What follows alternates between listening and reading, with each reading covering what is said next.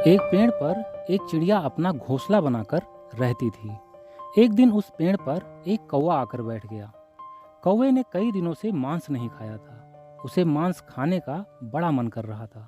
वह पेड़ पर बैठा मांस खाने का उपाय सोच रहा था कि तभी उसे उस पेड़ पर एक चिड़िया का घोंसला दिखाई पड़ा। वह कौवा झट से उड़ता हुआ घोंसले के पास ही एक डाल पर बैठ गया और उस चिड़िया से बातचीत करके उससे दोस्ती करने का प्रयास करने लगा।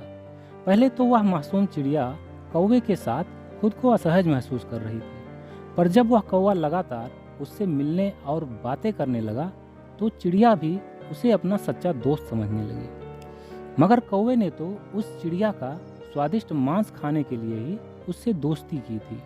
कौवा हमेशा यही सोचता था कि वह किस प्रकार से उस चिड़िया का मांस खा सकता है, पर उसे कोई भी तरीका नहीं सूझ रहा था। एक दिन कौवे ने उस चिड़िया से कहा, लोग कहते हैं कि तुम चिड़िया बहुत फुर्तीली होती हो और काफ़ी तेज उड़ भी सकती हो, पर मुझे तो ऐसा नहीं लगता। तब चिड़िया बोली, हाँ, हम लोग फुर्तीली तो होती ही हैं, तुम मानो या ना मानो।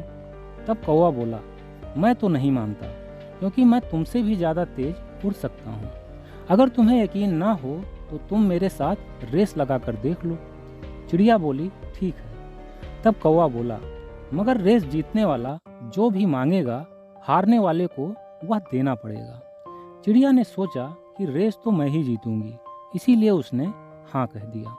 कौवे ने चिड़िया को दूर एक पेड़ को दिखाते हुए कहा, उस पेड़ तक उड़ान भरना है।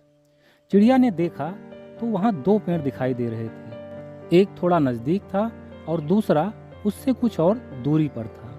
तब चिड़िया ने कौवे से पूछा, कौन सा पेड़, आगे वाला या पीछे वाला? तब कौवे ने कहा, आगे वाला। चिड़िया ने समझा कि जो पेड़ नज़दीक है वहीं तक रेस होनी है। दोनों ने एक साथ उड़ान भरी। चिड़िया तेजी से उड़ने लगी। कौवा भी उड़ा, मगर वह चिड़िया से पीछे हो गया। चिड़िया उड़ते उड़ते नज़दीक वाले पेड़ पर जाकर बैठ गई। तभी पीछे से कौवा भी उड़ता हुआ आया और उस पेड़ से आगे निकलता हुआ बोला। उस आगे वाले पेड़ तक कहा था। चिड़िया को झटका लगा, वह फिर उड़ने लगी, मगर तब तक कौवा उस पेड़ पर पहुंच चुका था। जब चिड़िया पहुंची तो कौवा बोला, तुम यह रेस हार चुकी हो। तब चिड़िया बोली, नहीं, तुमने आगे वाले पेड़ तक कहा था, यानी जो नज़दीक था। तब कौवा बोला, नहीं, मैंने आगे वाले इस पेड़ को कहा था। मैं अब रेस जीत चुका हूँ। दरअसल कौवे ने रेस जीतने के लिए चिड़िया से धोखेबाजी की थी। तब चिड़िया बोली, ठीक है, बताओ तुम्हें क्या चाहिए। तब कौवा बोला, पहले नज़दीक आ जाओ, तब बताता हूँ। चिड़िया अपने दोस्त के नज़दीक पहुँच गई। तब कौवे ने उसे अपने पंजों में जकड़ते हुए कहा, मुझे तुम्हारा मांस खाना है। चिड़िया बोली, यह कैसा मजाक है?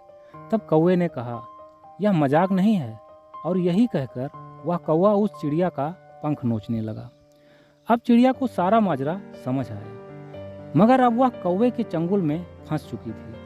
उसने अपने बचाव के लिए झट से कौवे से बोली, अच्छा रुको रुको, अगर तुम्हें मेरा मांस ही खाना है तो ठीक है, मैं मना नहीं करूँगी, क्योंकि मैं शर्त हार चुकी हूँ। मगर मैं एक शाकाहारी शुद्ध चिड़िया हूँ और तुम ना जाने क्या क्या सड़ा गला सब खाते रहते हो। तो ऐसा करो कि तुम जाओ और पहले नदी में अपनी चोंच धोकर आओ, ताकि तुम्हारे शुद्ध चोंच से मेरी मृत्यु हो सके और मुझे स्वर्ग की प्राप्ति हो सके। तब कौवा बोला, पर तुम कहीं भाग गई तो? चिड़िया बोली, नहीं भागूंगी, क्योंकि अब शर्त हार कर मैं खुद ही जीना नहीं चाहती। कौवा खुश होकर भागता हुआ नदी के पास गया तो नदी बोली, नहीं नहीं, तुम अपनी गंदी चोंच मेरी नदी में नहीं धुल सकते। जाओ एक घड़ा लेकर आओ, उसमें पानी लेकर जाओ, तब अपनी चोंच धुलो।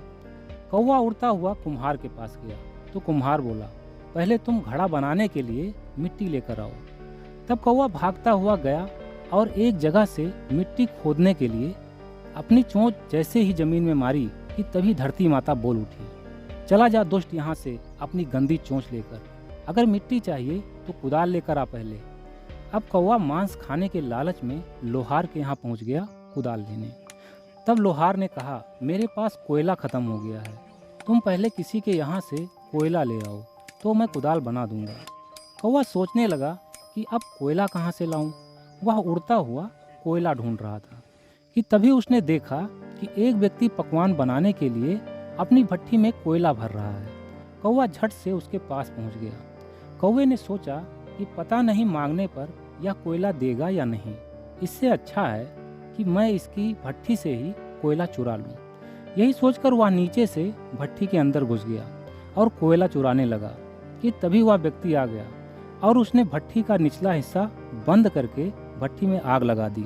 आग लगते ही वह दुष्ट लालची कौवा चीखने चिल्लाने लगा, मगर अब उसकी चीख पुकार सुनने वाला कोई नहीं था और वह उसी भट्ठी में जलकर खाक हो गया। चिड़िया तो कब का ही उसको बेवकूफ़ बनाकर उसकी पकड़ से आज़ाद हो चुकी थी। तो दोस्तों, इस कहानी से हमें शिक्षा मिलती है कि हमें अपने दोस्तों का चुनाव बहुत ही सोच समझ कर करना चाहिए और कभी भी किसी के भी साथ धोखेबाजी नहीं करनी चाहिए, क्योंकि बुरे कार्य का नतीजा सदैव बुरा ही होता है।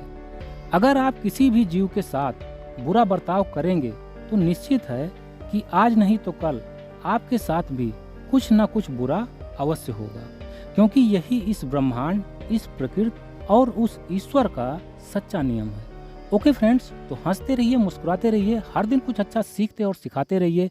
मैं मिलता हूँ नेक्स्ट वीडियो में एक नई स्टोरी के साथ। तब तक के लिए take care, wish you all the best, bye bye.